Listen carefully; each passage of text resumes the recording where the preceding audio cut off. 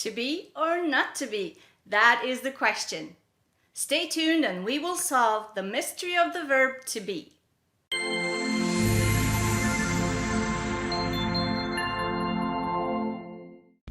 Hi, my name is Miriam Kennedy, the founder of YesICanLearnEnglish.com, where I give you the help you need to supercharge your learning. Don't forget to hit the subscribe button below and click the bell to make sure you get my next tip. Welcome. I'm excited to clarify the verb to be for you once and for all. Let's solve the mystery of the verb to be. What I want to do in this video is to just show you the differences. I'm not teaching tenses in this video. Let's get started. I believe you have seen the many uses of the verb to be. Am, might have been, was, has been, is, can be, had been, should be, are, will be, were. All these words represent the verb to be in different times and moods. This is where my students start sleeping or panicking. Then I want to say to be or not to be. That is the question. So if there are this many faces of to be, how are we to know when to use any of them? I'm glad you asked. Let me show you. There are 3 main time periods we use to communicate with people: past, present, and future. For each of these periods, to be has a different form. Here are the ones for the simple tenses. When talking about something in the past, we use was or were, depending on the subject. In the present, we use am, is, are. When we talk about the future, then we use will be or going to be. Let me show you some examples. She was a student last year. We are talking about something in the past. She's a teacher now. We're talking about something in the present.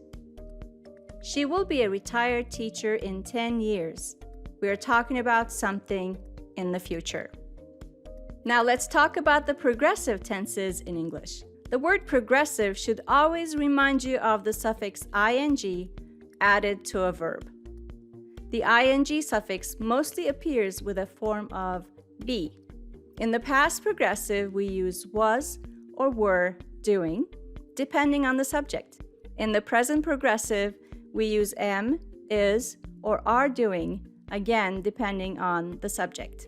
And in the future progressive, we use will be doing for all subjects. Here are some examples. I was reading when you called. This is in the past progressive. The cat is sleeping now. This is in the present progressive. And we will be eating in a little bit in the future progressive. Now let me talk about the perfect tenses. We use them when we talk about an action that has been completed, still going on, or will happen in the future, most of the time in relation to another event. We use had been in the past perfect, has been or have been in the present perfect, and will have been in the future perfect. Look at these examples. We had been neighbors for many years before we moved away. She has been a doctor for 2 years. This time next year, he will have been a pilot for 14 years. Here's a big tip. Whenever you hear the word perfect used in verb tenses, think of the word been. And been can never be without a form of have. Are you still with me? Just checking. This verb was hard for me when I was learning English, and my students had problems with it too. Let me know if you have any questions in the comments. Also, I put a link below where you can contact me at any time for help. Now let's talk about perfect progressive tenses.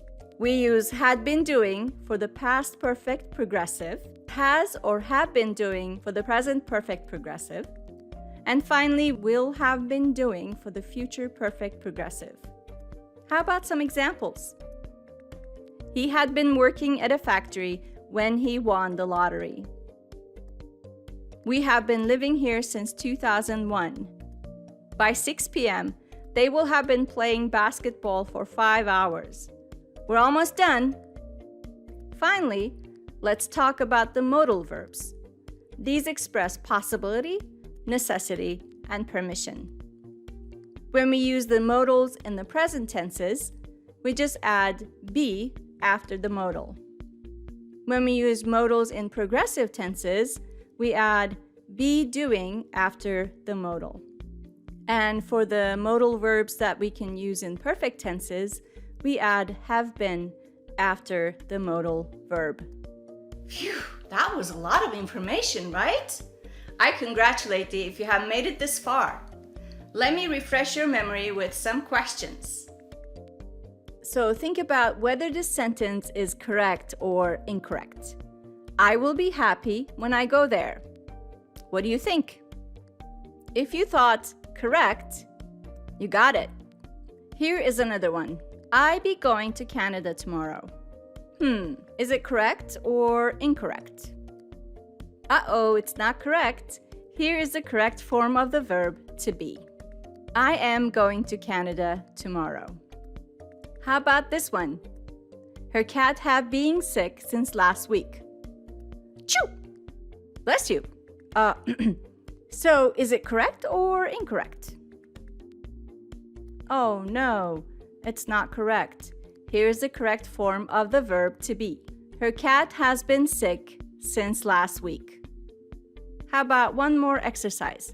But this time, fill in the blank with the correct word. When she blank a teenager, Lily moved to Germany. Which one will it be?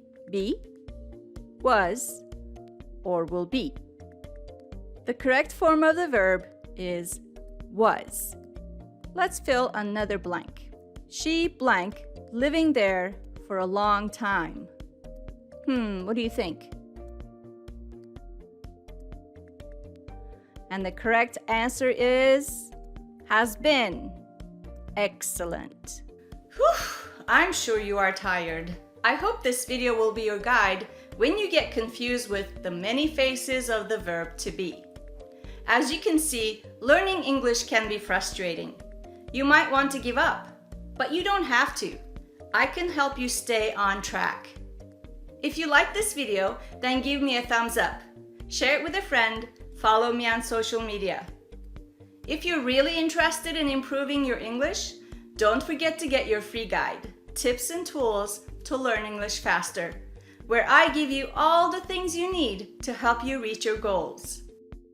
Make sure to click on the link to get your free guide. I put the link below. Don't forget to hit the subscribe button and click the bell to make sure you get my next tip. I'll see you in my next video. Bye!